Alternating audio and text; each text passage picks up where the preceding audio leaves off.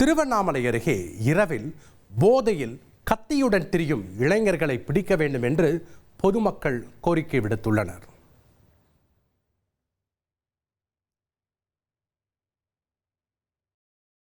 திருவண்ணாமலையை அடுத்த தேவனாம்பட்டு பகுதியில் இரவில் வீச்சறிவாளுடன் இளைஞர்கள் போதையில் சுற்றித் திரிவதால் பொதுமக்கள் அச்சமடைந்துள்ளனர். காட்டுப்புத்தூர் பேருந்து நிலையம் அருகில் கத்தியுடன் ஆட்டோவில் வந்திறங்கிய இளைஞர்கள் அங்கிருந்த பேனர்களை கிழித்தனர்.